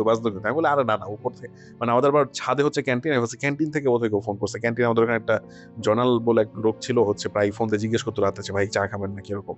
তো হচ্ছে ওই লোক কোথায় ফোন দিচ্ছে। তা আমরা আবার উপরে গেছি, উপরে গিয়ে দেখি ক্যান্টিনে কেউ নেই, মানে ওই লোক বাসায় চলে গেছে। তারপর আবার বসলাম। তো মানে কাহিনী হচ্ছে যেটা, যে তখন কাজ মোটামুটি শেষ আর কি আমাদের, হ্যাঁ। তো অফিসের গাড়ি হচ্ছে আমাদের এই 2টার দিকে নিয়ে যাবে। তো ভাবলাম এত রাতে আবার মানে কষ্ট করে রিক্সা করে যাওয়ার তো কোনো মানে হয় না, অফিসের গাড়িতে চলে যাবো। তারপর আবার ওই ফোন বাজলো, ধরলে বা সত্যি ফুস ফুস এরকম ইটার করার মধ্যে আওয়াজ, মানে এটা এর ভয়ের মতো কিছু না, আমরা কেউ ভয়ও পাই নাই, কিন্তু মানে সারা জীবন যেটা শুনছি আর কি ওটাই মানে দেখলাম যে সত্যি আর কি এটা হইলো। এটার মানে কোনো এক্সপ্লেনেশন, ওই যে আপনি যেটা বললেন না যে কোনো দিক বিদিক জানি না। কত সালের দিকে হয়েছিল এইটা 2014-র দিকে। আচ্ছা, এইটা হচ্ছে যে ল্যান্ডলাইন তো প্রায় অবসলিট। না ল্যান্ডলাইন না, মানে ইন্টারকম। ইন্টারকম, হ্যাঁ ইন্টারকম, হ্যাঁ তাইলে এটা আলাদা ব্যাপার। এমনি হ্যাঁ। ল্যান্ডলাইনে এরকম যেটা যে ল্যান্ডলাইনের শেষ দিকে যেটা হচ্ছে, আমাদের হ্যাঁ, ল্যান্ডলাইন অনেক দিন পর্যন্ত রাখছিলাম, একদম আচ্ছা, শেষে আচ্ছা, আপু ত্যক্ত বিরক্ত হয়ে ল্যান্ডলাইন কাট অফ করে দিছিল। হুম। এটাও আরেক বিশাল হ্যাপা এটা কাটা। হ্যাঁ। তো লাস্টের দিকে মানে বছর দেড়েক আমরা খালি যে সব ইন্টারফেরেন্সই শুনতাম। আচ্ছা আচ্ছা হুদাই মাঝে মধ্যে এমনি হুদাই বাজতো, কোনো টিয়া নাই, কোনো কল টল আসতো না, এমনি হুদাই বাজতো, দৌড়লে যাচ্ছে যে car car car car car একটা মানে ক্র্যাকলিং একটা নয়েজ। আচ্ছা আচ্ছা। তো এইটা একটা ল্যান্ডলাইন এটা শোনা, ইন্টারকমের ব্যাপার ওটা জানি না, এটা আসলেই হুম। মোটামুটি অমীমাংসিতই বলা যায়। হ্যাঁ, এবং মানে আমি মানে ইন্টারকম ব্যাপারটা আমার কাছে সবসময় কেমন জানি একটু ভৌতিক লাগে দেখলে। আমি জানি না, মানে যে অনেক পুরানো হয়তো রিসিভার গুলো দেখতে, আমাদের ওই রিসিভার গুলো ছিল মানে খুব ওই যে হলুদ হয়ে আসছে, এককালে সাদা ছিল, ময়লা পড়ে গেছে, তেমন কি ইউজ করে না। আমরা তখন ইন্টারকম ইউজই করতাম হচ্ছে জাস্ট ওই যে উপরে যদি ক্যান্টিন থেকে কিছু আনাইতে হইতো ওটার জন্য ইউজ করতাম, আর নাহলে একদম ওই যে নিচে ওই যে তখন তো ওই যে অনলাইন ডেলিভারি মাত্র আসা শুরু করছে, ওই বা ইম্পর্টেন্ট চিঠি টিটি আসছে তখন ওই যে নিচ থেকে ফোন দিত, এইটাই, আর তেমন কোনো কাজ ইউজ হতো না। তো ডক্টর এফ, যদিও লয় ভাগছের একটা এপিসোড, তবে আজকের এপিসোডটার মূল উদ্দেশ্য কিন্তু সরাসরি কোনো অতিপ্রাকৃত কিংবা অশরীরী সত্তা নিয়ে কোনো ভয়ের গল্প ফাঁদা নয়। বর্তমান যুগে আমরা যেরকম একটা কর্পোরেট কালচার কিংবা এই হোয়াইট কলার স্লেভের যে ব্যাপারটা বললাম, আমরা হচ্ছে কাজের দাসত্ব যেটার শেকলে বন্দী হয়ে আছি, আজকের সেটার ভয়াবহ দিক নিয়ে মূলত আমরা আলাপ করছি। এবং তবে আমার একটা গল্প বাকি আছে কিন্তু। হ্যাঁ, আপনি বলবেন একটু মাঝখানে, তবে ফিলার দেওয়া লাগবে না। Yes, তাহলে আরো কিছু তাত্ত্বিক আলাপ। হ্যাঁ, তাত্ত্বিক আলাপ দিমো আবার শেষে। তো যাই হোক, তো আমরা আসলে ওইরকম স্ট্রেট ফরওয়ার্ড লয় ভাগছের এপিসোড গুলোতে যেমন সরাসরি আমাদের অতিপ্রাকৃত অভিজ্ঞতাগুলো শেয়ার করে থাকি, আজকের এপিসোডে আসলে এরকম এক্সপিরিয়েন্সের সাথে সাথে কিন্তু আমরা অনেকটুকুই তাত্ত্বিক আলাপ ছাড়াও এরকম অ্যানালিটিক্যাল কথাবার্তা বলতেছি। তো লিঙ্কন ভাই আমাদের সাথে আছে, আমরা বিউটি বোর্ডিং এ স্টে করতেছি। আমাদের জন্য বেশ ভালো একটা অভিজ্ঞতা, কারণ অনেক পুরনো একটা জায়গা। রাতের বেলা এখানে মার্ক শুরুতে যেটা বললো যে আমাদের অনেক পছন্দের কিছু কথা সাহিত্যিকরা এখানে থাকছেন। আমাদের সমসাময়িক আমরা যখন লিখছি তখন যারা লিখতেন তারাও এখানে লেখালেখি করছে থাকছে। আমরা হয়তো আমাদের কর্মব্যস্ততার কারণে কখনো আসতে পারি নাই। তো সবকিছু মিলে আসলে এখানে যেই একটা পরিবেশ, যে অ্যাম্বিয়েন্স, সেটার মধ্যে বসে কথাবার্তা বলতে ভালোই লাগতেছে। এবং আপনারা যারা এরকম স্লেভারিতে ইউজ টু, কাজের চক্রে সবসময় নিজেকে বন্দি করে রাখেন এবং নিজে বোঝার আগেই ডিপ্রেশনের একটা কি বলবো, একটা যে জাল কিংবা চক্র, এটার মধ্যে আবদ্ধ হয়ে যান, তাদের জন্য একটা উপদেশ থাকবে যে নিজেকে একটু সময় দিতে হবে। মানে সবসময় একইভাবে একই যে সার্কেলের মধ্যে কাজটা করছেন সেটার বাইরে বের হয়ে একটু নিজের কথা ভাববেন, নিজেকে সময় দেবেন। জিনিসটা খুব সিম্পল, এমন না যে আপনাকে খুব আলাদাভাবে টাকা জমাইতে হবে কিংবা উইকেন্ডে আপনার কোথাও ঘুরতে যেতে হবে, ভালো জায়গায় খাইতে হবে। নিজেকে সময় দেওয়া আসলে কিছু না। আপনি 10 মিনিট শুয়ে যদি ঘরের ছাদের দিকেও তাকায় থাকেন, মানে কিছু না ভাবা, এটাও হচ্ছে নিজেকে সময় দেওয়া। র্যান্ডম আপনি যদি 1 ঘন্টা বিছানায় শুয়ে থাকেন সকালবেলা, এটাও নিজেকে সময় দেওয়া। আমরা যে এখন বিউটি বোর্ডিং এ বসে আছি, গেজাইতেছি, এটাও টেকনিক্যাল এক ধরনের নিজেকে সময় দেওয়াই। কিংবা পডকাস্ট যখন আমরা রেকর্ড করি, আপনারা যখন শোনেন, এটাও কিন্তু হচ্ছে এই যে একটা ইনস্লেভ সার্কেলের মধ্যে আমরা থাকি, সেটা থেকে বের হওয়ার একটা প্রয়াস। তো আমাদের মূল উদ্দেশ্যটা হওয়া উচিত যে যেই দাসত্বের ঘেরাটোপে আমরা বন্দি, সেখান থেকে আমরা মাঝে মধ্যে একটু এই ব্যাপারে সচেতন থাকবো এবং নিজেকে বের করার চেষ্টা করব। না হইলে আসলে if you don't help yourself, there is nobody to help. Lincoln ভাইয়ের কাছে ফেরত যাই, একটু তাত্ত্বিক আলাপ আবার হয়ে গেল। লিঙ্কন ভাই, ব্যাপার হচ্ছে যে আমার যে র্যান্টিং, আমি মানে সবাই আমার যে পরিচয় চিনে আর কি, লিঙ্কন র্যান্টস। তো এইটা শুরু হয়েছিল actually from a bad day at the office. আমি যেই দিন প্রথম র্যান্ট করছিলাম, প্রথম জাস্ট মোবাইলে সেলফি ক্যামেরা অন কইরা, ভিডিও অন কইরা জাস্ট আমার মন চাইছে যে আজকে যা মন চাই কমো, আজকে চুদা ফাড়ালাম, আজকে কাউরে ছাড়ম না, যা মন চাই জামু খাইবো ডাইরেক্ট, কোনো ফিল্টার ছাড়া, কাউরে চোদার টাইম নেই আমার। তো এটা I actually had a really bad day at the office. এটা রিয়াদে হয়েছিল। তো ওইখান থেকেই আমার শুরু। আমার এই বইপাড়া থেকে মানে বইপাড়ায় আমার যে পরিচয়টা, ওইটার থেকে বাইর হয়ে আমার যে অল্টার ইগোটা, এই অল্টার ইগোর সূচনা ওইখান থেকে। আচ্ছা, তো যাই হোক, তো ওই যে ফ্রাস্ট্রেশন থেকে বা এই কি বলে যে এনস্লেভমেন্টের যে চক্রটা, এই যে বলয়টা, এটা বাইর হওয়ার প্রয়াস থেকে এটা হয়েছিল। যাই হোক, এখন যেটা শেয়ার করবো আপনাকে লগে, এইটারও আমি কোনো তাল কিনারা করতে পারি নাই। বাট এইটা মানে যেটা বলছিলাম যে ওই ঘটনাটা, ওইটার চেয়ে মানে অনেক বেশি স্পুকড হয়ে গেছিলাম এইটাতে, একটু স্পুকড হয়েছিলাম এবং বেশ সময় লাগছে এটা থেকে আমার একটু ধাতস্থ হইতে। এখন প্রথম জিনিসটা শুরু হয়েছিল আমার ছোট বোনরে দেয়া। তো আমার ছোট বোন তখনও বিদেশে যায় নাই, ও মাত্র এরাসমাস মান্ডা স্কলারশিপের জন্য অ্যাপ্লাই করছিল, মানে হয়ে যাবে মোটামুটি একটা গ্রিন সিগন্যাল পাইছিল। তো প্রিপারেশন নিতেছিল যাওয়া টাওয়ার জন্য, ভালো কথা। তো প্রায় আম্মুর কাছে সকালবেলা ওটা কমপ্লেন করতো যে আমার জানালা ওর জানালাটা ওটা কোনাকুনি, মানে সরি আমার রুমটা আর ওর রুমটা হইতেছে কোনাকুনি। তো ওর রুমে 2টা জানালা, আমার রুমে একটাই জানালা। আমার রুমের পাশে, জানালার পাশে আরেকটা ফ্ল্যাটের জানালা, মানে ডিস্টেন্স হইতেছে প্রায় 2 ফুটের মতো, খুব বেশি না। আচ্ছা, ওইটার ভয়েড আর কি, ওই ফ্ল্যাটের মানে অ্যাপার্টমেন্ট মিলিয়ে যেন থাকে, ভয়েড বলে এটা, তো ভয়েড। আর আমার ছোট বোনের রুমে যে 2টা জানালা, ওইটার বেশ খানিকটা দূরে হইলো বিল্ডিং। তো আমরা থাকি 4 তলার উপরে। তো এখন ও প্রায় সকালবেলা উঠতো, উঠা বলতো যে আম্মুরে যে ও কি জানি জানালায় একজনের মাথা দেখছে, মানে কাউরে দেখছে, কিছু একটা জানালায় ওর দিকে তাকায় রয়েছে এরকম। এবং 2 জানালায় না, একটা জানালায়, ওর বরাবর খাট বরাবর যে জানালাটা, ওই জানালাটা দিয়ে। আর আম্মু বলছে প্রথম তো আমরা উড়াই দিয়েছি, এটা আমিও উড়াই দিয়েছি শুনা।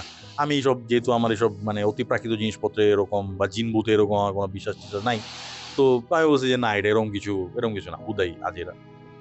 তো আম্মু প্রথম সিরিয়াসলি নেয় নাই। তো এরকম কন্টিনিউয়াসলি মোটামুটি 3 সপ্তাহ 4 সপ্তাহ ধরে সেম জিনিস ওভার অ্যান্ড ওভার এগেন চলতেছে। তো এখন বলতেছে এরপরে যখন মানে পারসিস্ট করছে, একদিন ও একটু চেতে গেছে, আম্মু আর আমি ওর কথাটা সিরিয়াসলি নিতেছি না দেখা ও একটু চেতে গেছে যে তোমরা বুঝতেছো না, তো এটা আমি এই করতেছি, আমি ঘুমাইতে পারতেছি না হ্যান দেন। তো আম্মু তখন একটু সিরিয়াসলি নিল। তো আম্মু একদিন ওর সাথে শুইলো, ওই দিন কিছু দেখে নাই। আবার যখন আম্মু না থাকে তখন ঠিকই দেখতে পায়, ভয় পায় ও। তো পরে শেষে ও আমাদের আমাদের বাসার কাছে যে বড় মসজিদ আছে ওই মসজিদে যা হুজুরের সাথে কিছু তদবির করলো। হুজুর ওরে কিছু তদবির মানে ওরে কিছু টিয়া কিছু ওই কাগজে টাগজে কি কি জানি লেখা দিল, তারপর কি কি যে পানি পড়া দিল হ্যান ত্যান, ওগুলি খাইতে টাইতে দিল। তো ওইগুলি মেনটেন করলো। তারপর যে ওর দরজায় টাঙানোর জন্য একটা কাগজে ওই কোন সূরার লেখা দিল, ওগুলাও লাগায় টাগায় রাখলো। কয়দিন একটু ভালো ছিল। তো তারপর আর এইটার ব্যাপারে ও কমপ্লেন করে নাই বা আমিও আর এই জিনিসটা ফলো আপ করি নাই। তো এইটার আরো মাস 3 পর থেকে আমার এখানে যেটা শুরু হইলো, যেটা হলো আমাদের ওইটা পরে শুনছিলাম যে আমাদের বিল্ডিং, অনেকে বলে না যে বিল্ডিং পুরানো কবরস্থান, আমাদের বিল্ডিংটা অ্যাকচুয়ালি পুরানো কবরস্থানের উপরে। অ্যাকচুয়ালি ওই জায়গাটা পুরানো কবরস্থানে ছিল, পরে এটা কয়েক হাত ঘুরা টুরা ওই ভরাট করে জমি টমি হয়, তারপরে এটার উপরে বিল্ডিং হয়েছে। বাট আমি এটা নিয়ে কখনো মাথা থাকবে না, কবরস্থান ছিল তো হয়েছে, ওটা তো অনেক আগে ছিল। যাই হোক, তো যেটা হইতো আমার রাত্রে ঘুমাইতে বেশ টাইম লাগে। তো আমি হয়তো ঘুমাইতাম 1টা বা 2টার দিকে। তো রাত্রে এটা জিনিসটা হইতো 4টা বা 4:30টার দিকে, মানে ফজর আজান দেওয়ার একটু আগে। তো ওই টাইমে প্রথমে একটা দুর্গন্ধ আসতো। তো এখন ব্যাপার হচ্ছে যে রাত্র 4টা বাজে তো আর কেউ ম্যানহোল খোঁচাইতে আইব না, কেউ তো এখানে সয়ারেজ লাইন খোঁচাইতে আইব না বা পরিষ্কার করতে আইব না। ওই টাইমে এরকম দুর্গন্ধ আসার কথা না, ওই টাইমে কেউ জায়গাও থাকে না, এই দুর্গন্ধ কোত্থেকে আসবে? বিশ্রী একটা দুর্গন্ধ আসতো। এবং এটা যে মানে সয়ারেজ লাইনের বা এই ওয়াশরুমের এরকমও কিছু না, বিশ্রী একটা দুর্গন্ধ আসতো। আমি বুঝতাম যে মানে এবং দুর্গন্ধটা আস্তে আস্তে ছড়াইতো, মানে পুরো রুমটা প্রায় ভারী করে ফেলাইতো। তো গন্ধটা ছড়ানোর পরে তারপর একটু পরে, মানে এটা ছড়ানোর প্রায় কয়েক মিনিট পরে মনে হতো যে রুমে কিছু একটা ঘুরতেছে, কিছু একটা আছে, কিছু একটা উপস্থিতি টের পাইতেছে। আমার সিক্স সেন্স এমনি খুব মানে খুব শার্প, আমি মোটামুটি কিছু একটা আমার আশেপাশে কিছু একটা ঘুরতে থাকলে বা করতে গেলে টের পাওয়া যায়। আমার মনে হচ্ছে কিছু একটা ঘুরতেছে, বাট যখনই উঠা লাইট জ্বালাই, মোবাইলে লাইট জ্বালাই বা লাইট জ্বালাই, তখন আর কিছু দেখতে পাই না। তো এরকম লাগাতার কয়েকদিন হইলো। এরপরে একটা দিন, যেদিন আমি সবচেয়ে বেশি স্পুকড হয়েছিলাম, ওই দিন আমি এরকম ঘুমাইতেছি। তো এরকম ঠিক ওই টাইমটাতে রাত্র 4টার পরে এরকম দুর্গন্ধ আসা শুরু হইলো। দুর্গন্ধ আসা শুরু হওয়ার পরে এখন আমি বুঝতেছিও না যে আমি কি জায়গায় রয়েছি না ঘুমায় রয়েছি। ব্যাপারটা এতটা সাররিয়াল ছিল বা এতটাই আনরিয়েল ছিল। তো আমি 6 ফুট লম্বা ভাই, আমার ওজন প্রায় 120 কেজি, এখন 120 কেজি, তখন মনে হয় 110-এর আশেপাশে ছিলাম। নিয়মিত জিমে তখন যেতাম, এখন একটু জিমে গ্যাপ পড়ছে। তো আমি মোটামুটি 4-5 জন মানুষের শক্তি আমার গায়ে দৌড়ি, তো আমি একেবারে উইক কিছু না, আমি যথেষ্ট স্ট্রং একজন মানুষ। বাট আমার হঠাৎ করে মনে হলো আমি কোনোভাবে নড়তে পারতেছি না। আমার মনে হলো যে প্রায় 15-20 জন তখন মানুষ। কি আপনি জাগনা? আমি বুঝতেছিও না যে আমি জাগনা কি। আচ্ছা। আমার মনে হইতেছে আমি জাগনা, আচ্ছা, বাট আমার কাছে জিনিসটা আমার কাছে জিনিসটা অবিশ্বাস্য মনে হইতেছিল। তো আমার মনে হলো কি যে 15-20 জন মানুষ মেবি আমার উপরে পাইলা, ওই যে রাগবি খেলতে গেলে ওই যে বল রিট্রিভ করে যেমন পাইলা পড়ে না, মনে হচ্ছে এরকম পাইল দিয়ে রয়েছে, মানে এরকম চাপ দিয়ে রয়েছে আমার উপরে। আমি কোনোভাবে মানে আমি কাজ হয়ে শুয়েছিলাম, আমি কোনোভাবে মানে সোজা হইতে পারতেছি না, কিচ্ছু করতে পারতেছি না। এমনও না যে আমি ডিহাইড্রেটেড বা আমার হ্যামস্ট্রিং এ টান পড়ছে, এরকম কিচ্ছু না, এভরিথিং ইজ ওকে, বাট আমি কিছু মুভ করতে পারছি না। বলে কিছু একটা জিনিস আমার চাপ দিয়ে রয়েছে, একদম চাপ দিয়ে রয়েছে। তো তখন আমি একটু স্পুকড হইলাম। তো তখন ব্যাপার হচ্ছে যে এখন যদিও আমি ওইসব বিলিভ করি না, বাট ওনাদের কাছে শুনছি যে সূরা টুরা পড়লে মনে হয় এইসব খারাপ কিছু থাকলে ওটা চলে যায়। তো যে কটা সূরা পারতাম আল্লাহর নাম লয়া পড়লাম। তো তারপরে আস্তে আস্তে আমার শরীরের উপর থেকে কিছুটা মনে হলো যে ছেড়ে গেল, এবং আমি আস্তে আস্তে মানে প্রায় মিনিট 2 পরে আমি নড়াচড়া করতে পারলাম। এবং নড়াচড়া করার পরে আমি সঙ্গে সঙ্গে উঠা লাইট জ্বালায় বেশ কতক্ষণ দীর্ঘশ্বাস রইলাম। এবং এই জিনিসটা আমি আমার ফ্যামিলির লোকজনের কারোর সাথেও শেয়ার করি না, কারণ আমি জানি যে এটা যদি আমি শেয়ার করি দে আর গোনা বি ইভেন মোর স্পুকড। এটাই একবারই হয়েছে, বাট এখনো এই ইভেন যে আপনাদের সাথে যে আজকে দেখা হলো, গত পরশু দিনও আমার ঠিক এরকম 4টা বাজে ঘুমিয়ে গেছিল, আমি ঠিক আবার ওই দুর্গন্ধ পাইছি। আমার মনে হয়েছে যে কিছু একটা রুমে ঘুরতেছে, আমি লাইট জ্বালাইছি, কিছু আর দেখতে পাই না। বাট ওই যে ওই চাপ দিয়া যে কোনো একটা কিছু আমার উপরে ধরছে, ওই জিনিসটা আমি একবারই ফিল করছি, ওই জিনিসটা আর কখনো এরপরে হয় নাই। তো এই একটা, যেটা আমি কোনো তাল কিনারা করতে পারিনি, এবং এই জিনিস আমি মানে এই গন্ধের ব্যাপারটা ডক্টর এফ এর বাসায় মানে আমাদের বেশ কয়েকবার হয়েছে আর কি। আমার মনে হয় এটা নিয়ে আপনার সিরিয়াসলি চিন্তা করা উচিত। যখন কোনো একটা অতিপ্রাকৃত সত্তা কিংবা যে কোনো কিছু একটা প্রেজেন্স, আপনি এটা খেয়াল করলে দেখবেন, বিভিন্ন গল্পের কথা বলতেছি না, মানে যদি আপনি ট্রু এক্সপিরিয়েন্স গুলো শুনে থাকেন কিংবা যারাই দেখছে কিংবা ফিল করছে, অলফ্যাক্টরি সেন্সের একটা খুব মেজর রোল আছে। মানে আপনি কোনো একটা জায়গায় এই গন্ধটা পাবেন। শ্মশান ঘাটেও যখন দেখবেন যে কেউ নিজের একটা অভিজ্ঞতার কথা শেয়ার করছে, কিংবা অনেকে বলে যে মসজিদে ফজরের নামাজ পড়তে গিয়ে জিনদেরকে দেখছে, কিংবা যে কোনো একটা জায়গায় আপনার কোনো একটা অতিপ্রাকৃত সত্তার সাথে এনকাউন্টার হয়েছে, কিংবা কিছু একটা ফিল করছেন, সেখানে কিন্তু এই যে অলফ্যাক্টরি সেন্সের একটা বড় ভূমিকা আছে। তো আমার মনে হয় যে এই জিনিসটা আসলে হেলাফেলা করার মতো ব্যাপার একদমই না। এবং যেহেতু এই যে স্ট্রেসের কথা বলতেছি, মাঝে মধ্যে এই যে ধরেন ঘুমের সময় কিংবা হঠাৎ করে যে কিছু একটা চেপে বসা, এই জিনিসটা কিন্তু অতিরিক্ত স্ট্রেস থেকেও হয়। তো ওই সময় actually I was going through a bad time, সেটা হইতো আমি ওইটাই মেনেছি যে হয়তো বা কোনো ধরনের স্ট্রেস থেকে এটা হয়েছে। কারণ হচ্ছে এটা আমি বিলিভ করি না। এটা আরো একটা কারণ, অস্ট্রেলিয়াতে আমি 3 বছর যে ছিলাম, যে জায়গাটায়, যে বাসাটা আমি ছিলাম, এটার উল্টা পাশেই, ঠিক এটার উল্টা পাশে একটা সিমেট্রি ছিল, একটা না, পরপর 3টা সিমেট্রি ছিল এবং 3টা চার্চ ছিল। তো মানে একদম, এবং ওখানে অ্যাডিলেডে রাত্র 8টার পরেই মোটামুটি সবাই ঘুমায় যায়। তো ওইটা ওই যে গ্রামের মতোই আর কি কালচার হয় না, সবাই ভোরে উঠে রাত্র 6টা বাজে ডিনার করে 8টার মধ্যে ঘুমায় পড়ে। তো একদম এরপরে পিন ড্রপ সাইলেন্স থাকে। তো 3টা বছর আমি একলা থাকছি, তখন কোনো কিছু আমি এক্সপিরিয়েন্স করি নাই। তো এই জন্য মানে আমি এই জিনিসটা মাইনে নিতে আমার কষ্ট হয়, বা এই জিনিসটা আমার মানতে ইচ্ছা করে না যে এরকম অতিপ্রাকৃত কিছু এসে আমার এরকম অ্যাটাক করছে, এটার কারণে আমি লড়তে পারি নাই। তো এটা আমার ইগোর কারণে হয়তো আমি জিনিসটা অবিশ্বাস করে চলেছি। বাট এই জিনিসটা বলো না যে এটা এখনো পর্যন্ত মাঝে মধ্যে মানে এই দুর্গন্ধটা এখনো আসে, হয়তো বা এরকম ওই যে চাপটা আর অনুভব করি না, কিন্তু দুর্গন্ধটা এখনো পাই। ওই রিসেন্টলিও পাইছি। আচ্ছা, আমরা আজকের পডকাস্ট খুব বেশি দীর্ঘায়িত করব না, সেরকম আসলে প্ল্যানও আমাদের ছিল না। তো শেষের দিকে আমি যেহেতু এইরকম কর্পোরেট কালচার কিংবা অফিস স্ট্রাকচার আমি ইউজ টু না, আমার প্রফেশনটা অন্যদিকের, ডাক্তারদের স্ট্রেস আলাদা। তো যদিও এইরকম কর্পোরেট কালচার কিংবা অফিস স্ট্রাকচার আমরা ইউজ টু না, বাট আমাদের স্ট্রেসটাও আসলে একই রকমই। হয়তো রাস্তাটা আলাদা, ঘটনা একই রকম, চক্রটা একই রকম, এবং অনেক ক্ষেত্রে আমরা আসলে আরো বড় স্লেভ। কারণ ডাক্তারদের লাইফ বলতে কিছু থাকে না। একটা টাইমে দেখা যায় যে আমরা শুধুমাত্র যেই কাজটার মধ্যে ইউজ টু সেইটাই থাকি, এবং ডাক্তারদের আসলে রিটায়ারমেন্ট বলতেও কিছু থাকে না।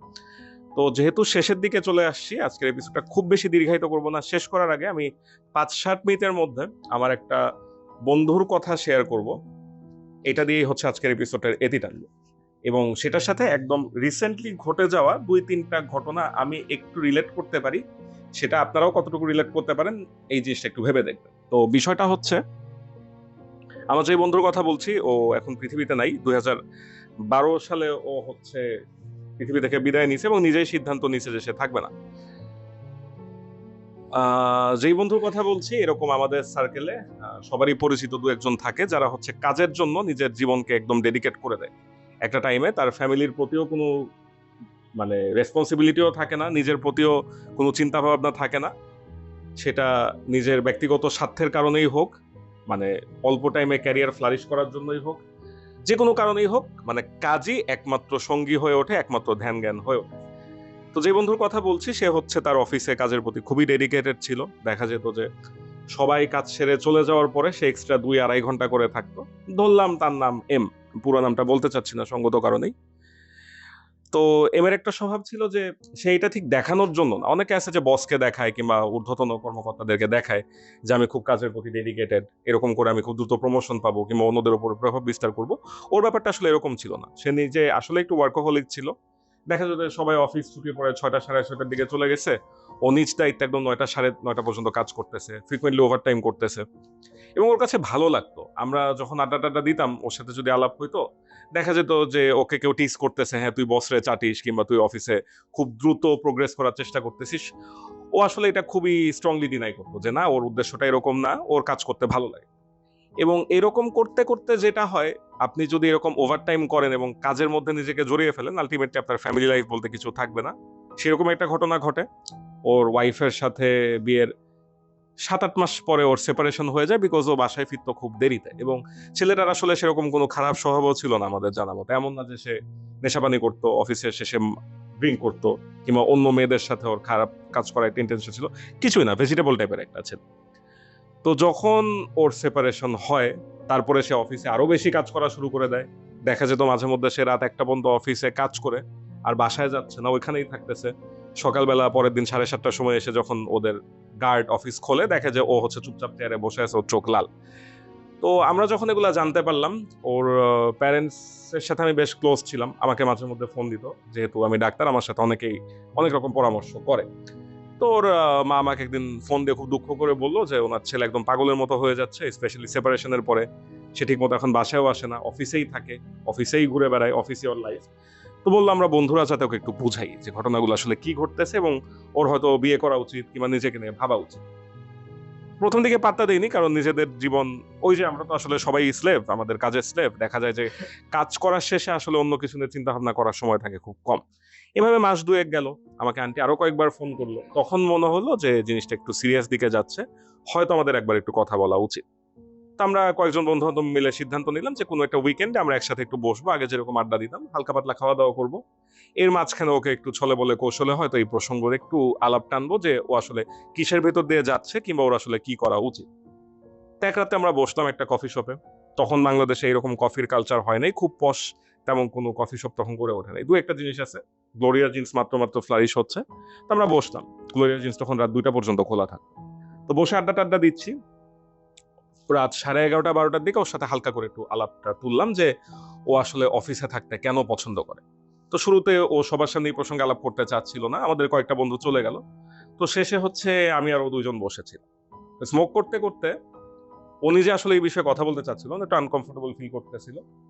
হঠাৎই প্রসঙ্গ চেঞ্জ করার পরে আমরা একটু চুপ করেছিলাম, 10-15 মিনিট চুপ থাকার পরে নীরবতা ওই ভাঙলো। হঠাৎ করে আমাকে বলল যে অফিসে ও যখন একা থাকে ওর কাছে মনে হয় যে এটা আসলে মি টাইম না, ব্যাপারটা হচ্ছে যে ওর কাছে মনে হয় কেউ একজন ওর সাথে কথা বলতেছে। সেখানে ও কাউকে দেখতে পায় না, কোনো আলাদা করে ভয়েস শুনতে পায় না, ও নিজে চুপ করে বসে থাকে। ওর কাছে মনে হয় ওর মাথার মধ্যেই কেউ একজন কমিউনিকেট করে।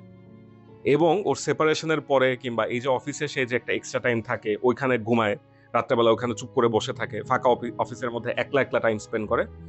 ওর কাছে মনে হয় যে ওর জীবনে একমাত্র আনন্দের উৎস হচ্ছে এটা। অ্যাকচুয়ালি আনন্দের উৎস না, মানে ওকে ইনফ্লুয়েন্স করা, মোটিভেট করা, ডিমোরালাইজ করা, যাই করে সেই জিনিসটা হচ্ছে অফিসের মধ্যে কেউ একজন করতেছে, কোনো একটা ভয়েস যে ওকে লিড করে, যে ওর মাথার মধ্যে কথা বলে।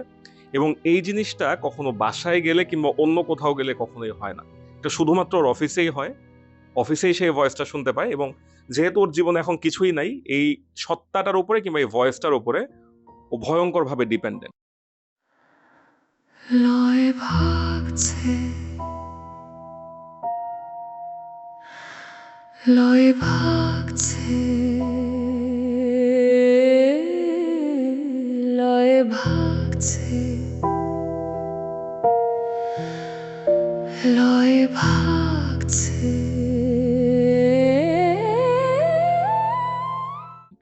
তা আমি ওকে বোঝানোর চেষ্টা করলাম যে ওর এটা একটা পোস্ট ট্রমাটিক স্ট্রেস ডিসঅর্ডার হচ্ছে, ও নিজেই কোনো একটা ইমাজিনারি ফিগার কল্পনা করে নিচ্ছে। যেমন আমরা খুব পপুলার হরর স্টোরিগুলোতে দেখতে পাই যে বাচ্চারা সবসময় একটা, যারা একটু লোনলি বাচ্চা, যাদের বাবা মারা কাজ করে, দেখা যায় যে তারা একটা ইমাজিনারি ফ্রেন্ডকে কল্পনা করে দেয়, সেই ইমাজিনারি ফ্রেন্ড তাদেরকে গাইড করে। তো ওর সাথে হয়তো অ্যাডাল্ট লাইফে এরকম কোনো একটা এক্সপিরিয়েন্স হচ্ছিল। তা আমি দেখলাম ও হাসতেছে, ও বলতেছে যে তোরা তো আসলে সবকিছু খুবই থিওরিটিক্যালি চিন্তা করিস, তুই ডাক্তার, সবকিছু অসুস্থতা দিয়ে চিন্তা করিস, আসলে সবকিছু লজিক মিলায় হয় না। তো সেদিন আসলে রাত হয়ে যাচ্ছিল, উঠে চলে গেল। এরপর আবার অনেকটা সময় যোগাযোগ হয়নি। তো এরপরে 2-3 সপ্তাহ পরে আন্টি আমাকে আরেকবার ফোন করলো, বলল যে 4 দিন হলো ও নাকি বাসায় ফিরে নেই। তো ব্যাপারটা অনেক অ্যাবনর্মাল, আমার মনে হলো যে ওর সাথে একবার কথা বলা দরকার। তা আমি কথা বললাম, কথা বলার পরে ওর কাছে, আমি ওর সাথে যখন ফোনে কথা বলতেছি দেখে ওর কথাবার্তা খুব একটা ঠিক ঠিকানা নেই, একটা কোয়েশ্চেন করলে আরেকভাবে আনসার দেয়, কথাবার্তা ঠিক মতো গোছায় বলতে পারে না। তো এই কথা বলতে বলতে হঠাৎ করে সে পাগলের মতো একদম দিগ্ভ্রান্তের মতো হাসা শুরু করলো এবং হাসতে হাসতে আমাকে বলল যে ওর অফিসের যে পিয়ন, যে গার্ড যারা হচ্ছে অফিস বন্ধ করে চলে যায়, ও তাদেরকে সপ্তাহে 2,000-3,000 টাকা করে বকশিস দেয়, এই শর্তে যে রাত্রেবেলা অফিসে বসে থাকবে, এই কথাটা কাউকে বলা যাবে না, কোনো কলিগকে বলা যাবে না, কোনো বসকে বলা যাবে না। এবং দিনের পর দিন সে অফিসে থাকতেছে এবং ব্যাপারটা অনেক অ্যাবনর্মাল। আমি তখন একটু ওরিড হইলাম, আসলেই হইলাম। ওকে জিজ্ঞেস করলাম যে কেন থাকতেছিস। তো ও বলতেছে যে মানে আমি তো অনেক লোনলি, আমার সাথে কথা বলার কেউ নাই, ও আমার সাথে অফিসে যেই ভয়েসটা কথা বলতো আমি এখন তাকে দেখতে পাই, সে আমার সাথে বসে থাকে। তা বললাম তুই তাকে কিভাবে দেখতে পাস। বলে সে নিজের মতো করেই দেখতে পায়। এম, যেই মানুষটার কথা আমি বলছি, ও দেখতে পায় যে আরেকটা এম ওর সাথে বসে আছে, সে তার সাথে সরাসরি কথা বলে। কি নিয়ে কথা বলে জিজ্ঞেস করলাম, বললো অনেক কিছু নিয়ে, কমেন্ট করে কিভাবে কাজ করতে হবে, কিভাবে হাঁটতে হবে, চলতে হবে। ব্যাপারটা অনেক ডিস্টার্বিং ছিল। আমি ওকে বুঝালাম যে তুই একটু অফিস থেকে ছুটি নে, একটু বাইরে কোথাও ঘুরায়, দরকার হলে আমরা ফ্রেন্ড নেই কোথাও ঘুরতে যাই ঢাকার আশেপাশে। তো ব্যাপারটাতে রাজি হলো না। তো যেহেতু আমরা নিজেকে নিয়ে ব্যস্ত থাকি, অনেক কিছু নিয়ে বিরক্ত থাকি, একটা অ্যাডাল্ট লাইফে এসে যখন আপনার বন্ধু কিংবা পরিচিত কেউ এরকম হঠাৎ করে কোনো একটা কিছু শুনতে চাবে না এবং আপনি তাকে হেল্প করতে চাবেন, সেই পর্যায়ে আপনি নিজেও বিরক্ত হবেন এবং আপনি চাইলেও তাকে খুব একটা সাহায্য করতে পারবেন না। তো এরকম ভাবে আরেকটা সময় কেটে গেল। মাঝখানে আমার আরেকটা বন্ধু, আমাদের দুজনেরই কমন ফ্রেন্ড, সে আমাকে ফোন দিয়ে বললো যে ওকে এখন আর ফোনেও পাওয়া যায় না, সে কারোর সাথে যোগাযোগও করে না। মাঝখানে ওর সাথে একদিন কথা হয়েছিল, and he sounded very much frustrated. ও বলতেছিল যে ওর অফিসে যেই ডাবল যে ডুয়াল আরেকটা পার্সোনালিটি, অর্থাৎ আরেকজন এম ওর সাথে যে বসে থাকে, সে নাকি ওকে এখন কমেন্ট করে যে তোমার এখন আর বেঁচে থাকার কোনো উদ্দেশ্য নাই, তোমার যা পারপাস ছিল সেটা শেষ, কারণ অফিসের যে ডেডলাইন সেটাও তুমি মিট করে ফেলছো, তোমার জীবনের আর কোনো উদ্দেশ্য নাই এবং পৃথিবী আসলে তোমাকে চায় না। তুমি একটা একা মানুষ, তুমি এই বয়সে কোনো সঙ্গীও জোটাতে পারো নাই, অফিসেও তোমার কাজ শেষ, তোমার আসলে বেঁচে থাকার কোনো উদ্দেশ্য নাই। এবং সে বলছে যে হয়তো যে কোনো সময় সে আসলে নিজের জীবন শেষ করে দিবে। তখন আমরা একটু আবার চিন্তা করলাম যে ওর সাথে আমাদের আরেকদিন বসা উচিত, এবং আমরা বন্ধুরা মিলে একটু আলাপ করলাম যে নেক্সট উইকেন্ডে ওর সাথে আমরা বসবো। এখন ওর অবস্থা খুবই খারাপ, জোর করে দরকার হলে আমরা ওর বসের সাথে কথা বলবো যে ওকে ফোর্সফুলি একটা ছুটিতে পাঠাতে হবে। এক সপ্তাহ আমাদের হাতে সময় ছিল, আমরা কোনো একটা বৃহস্পতিবার রাত্রে বসতে চাইছিলাম, বাট ভেরি আনফর্চুনেটলি তার 3 দিন আগে এক সোমবার রাত্রে অফিসেই সে নিজের হাতের আর্টারি কেটে ওইখানে সুইসাইড করে, এবং পরের দিন সকালবেলা ওর ডেড বডি পাওয়া যায়। খবরটা পেপারেও আসছিল, কিন্তু সাধারণত আমরা নিজেদেরকে নিয়ে এত ব্যস্ত থাকি এবং নিজেদের বিষণ্ণ জীবনে আমরা এত অভ্যস্ত, এই মৃত্যুর খবরগুলো আমাদের চোখে পড়ে, আমাদের সামনে দিয়েই যায়, আমরা দৈনন্দিন জীবনের একটা সাধারণ ঘটনার মতোই পাশ কাটিয়ে চলে যাই। সেই একই কারণেই ওর ঘটনাটাও বিস্মিত হয়ে গেছে। এটা এতই রেগুলার একটা ঘটনা হয়ে গেছে যে তখন ভাবলে খারাপ লাগতো, এখন বলতে গেলে এটা আর খুবই সাধারণ ঘটনাগুলোর মতোই একটা বলে মনে হয়। তো এতদিন পরে কেন এখন সেই কথাটা বললাম, এবং একটু আগেই বললাম যে রিসেন্ট কিছু এক্সপিরিয়েন্সের সাথে আমি ব্যাপারটাকে রিলেট করতে পারি। ওই যে হোয়াইট স্লেভ একটা কথা বললাম, কিংবা অফিস কালচার আপনাকে একটা আলাদা সত্তার জন্ম দেয়, একটা কর্পোরেট ডপলগ্যাঙ্গার আপনি দেখতে পান, এই কথাটা তখন আমি বিশ্বাস করতাম না। আমার বন্ধুর ঘটনাটার সাথে ছোট্ট একটা মিল আমি টানছি, এই কথাটা বলে আমি শেষ করব। খুব রিসেন্টলি দুইটা খুবই ডিস্টার্বিং ঘটনা আমরা সবাই দেখেছি। একটা ছিল রোজার মধ্যে ইসলামিক ইউনিভার্সিটির একটা ঘটনা, একজন শিক্ষিকাকে সেখানকার আর একজন কর্মচারী রোজার মাসে বিকালবেলা ইফতারের কিছুক্ষণ আগে খুব নির্মমভাবে জবাই করে, এবং যখন সেই ঘটনাটা দরজা ভেঙে সেখানে এটা এক্সপ্লোর করতে মানুষজন যায়, তখন তারা আবিষ্কার করে, এই ঘটনাটা কিন্তু ফেসবুকে ভিডিওটা ছিল, খুবই ডিস্টার্বিং, যে যেই লোকটা ওই শিক্ষিকাকে জবাই করে মার্ডার করলো সে নিজেও গলা কেটে নিজেকে জবাই করে মারার চেষ্টা করতেছে। আমার মনে হয় না এর চেয়ে ডিস্টার্বিং কোনো ঘটনা আছে, কারণ আপনি যখন একটা মানুষকে মার্ডার করতে যান, সেটা আপনার কোনো একটা ক্রিমিনাল সত্তা জেগে ওঠে, আপনি কোনো একটা অপরাধ করছেন, আপনি একটা মার্ডার করে পালিয়ে বেড়াতে চান। কিন্তু যখন আপনি একজনকে মার্ডার করবেন, করে অ্যাট দি সেম টাইম নিজের গলায়ও ছুরি চালাবেন, that means there must be something. যে কর্পোরেট ডবলগ্যাঙ্গারটার কথা আমি বলছি, আউট অফ ফ্রাস্ট্রেশন এই লোকটা যখন সেই শিক্ষিকাকে একটা রোজার মাসে বিকালবেলা নির্মমভাবে জবাই করে হত্যা করলো, এবং তার পর মুহূর্তেই, মানুষ কিন্তু নিজের জীবনকে খুব বেশি ভালোবাসে, এবং যে সুইসাইডাল সে সাধারণত হোমিসাইড করতে যায় না, কিন্তু একটা লোক একটা মানুষকে মার্ডার করে সাথে সাথে নিজের গলা কেটে সেখানে নিজেকে মেরে ফেলার চেষ্টা করছে, that means there must be something, যেটা আমরা জানি না, যেটা আমরা বুঝতে পারি না। এবং অনেক ক্ষেত্রে দেখবেন যে অফিস স্পেসে বসে কিন্তু এরকম সুইসাইডের মতো অনেকগুলো ঘটনা ঘটে। অতি সম্প্রতি আরেকটা ঘটনা, এই ডিস্টার্বিং ভিডিওগুলো আনফর্চুনেটলি ফেসবুকে চলে আসে, আমরা মাঝে মধ্যে দেখি, তারপর আমরা ট্রমাটাইজড হয়ে যাই। খুবই রিসেন্টলি আপনারা অনেকেই দেখেছেন যে একজন পুলিশ কর্মকর্তা, সে হচ্ছে নিজের অফিস অর্থাৎ থানার ভেতরে বসে সে চুপচাপ কি যেন ভাবতে ভাবতে বন্দুকটার উপরে মাথাটা রাখলো, রেখে হচ্ছে ট্রিগারটা টিপে দিল, এবং 1 সেকেন্ডের মধ্যে তার মাথাটা ছিন্ন ভিন্ন হয়ে গেল। এই ঘটনাটা কিন্তু চাইলেই সে বাসায় করতে পারতো, অনেক জায়গায় করতে পারতো, ঘটনাটা কিন্তু সেই একই তার নিজের কর্মক্ষেত্রে ঘটলো। এখানেও আমি জানি না আসলে কোনো অশরীরী সত্তা কি তাকে ইনফ্লুয়েন্স করলো কিনা, কিংবা কর্পোরেট ডপলগ্যাঙ্গার নামে যেই সত্তাটার কথা আমি বলছি, যেই ব্যাপারটার কথা আমরা বলছি, যেই শক্তিটার কথা আমরা বলছি, আমি জানি না যে সত্যি সত্যি এরকম কোনো ইনফ্লুয়েন্স হয় কিনা। আসলেই কি একটা ফাঁকা পরিবেশে, যখন একটা নির্জন পরিবেশ থাকে, সেখানে কি আপনার কানে কানে এসে কেউ কি বলে যায় কিনা যে পৃথিবীতে এটা তোমার শেষ দিন, এটা তোমার শেষ মুহূর্ত, তোমার আর কোনো পারপাস নাই, তুমি আর কোনো কিছু সার্ভ করার মতো নাই, তুমি নিজেকে শেষ করে দাও। হয়তো এরকম কিছু ঘটনা ঘটে দেখেই এরকম নিজের কর্মক্ষেত্রে এ ধরনের দুর্ঘটনাগুলো ঘটে, এবং আমরা সেগুলো প্রকাশ্যে দিবালোকে দেখতে পাই, একদিন আমরা ডিস্টার্ব থাকি, পরের দিন আবার ভুলে যাই, এবং এই ঘটনাগুলো ঘটতেই থাকে। তো আজকের এপিসোডের একদম শেষ দিকে আমরা চলে এসেছি। লিঙ্কন ভাইকে ধন্যবাদ আজকে আমাদেরকে সঙ্গ দেওয়ার জন্য।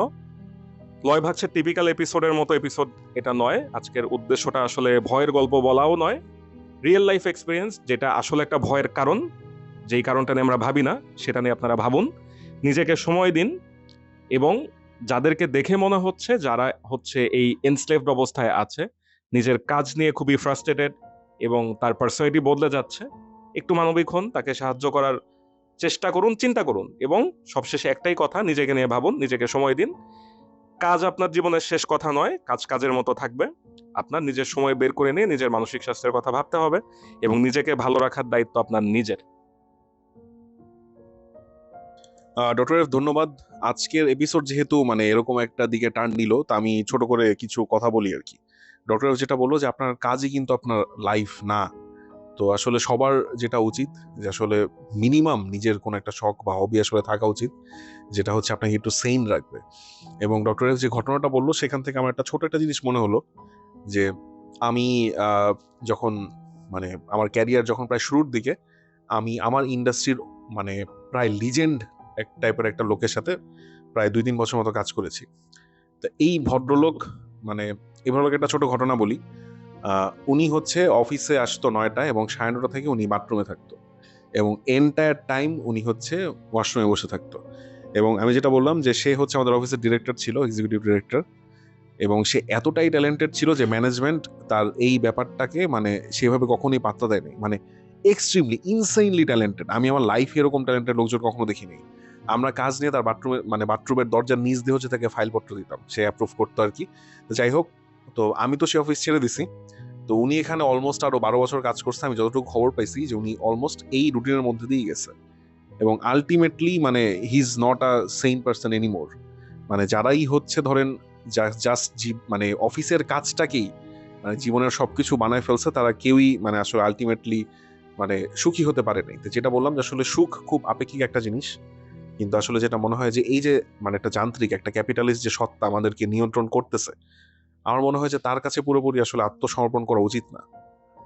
তো নিজের কিছু একটা থাকা উচিত, একটা অ্যাটলিস্ট একটা স্বপ্ন, একটা আশা, যেটা হচ্ছে আপনাকে বাঁচায় রাখবে। এই তো, আর কি বলবো। লিঙ্কন ভাই।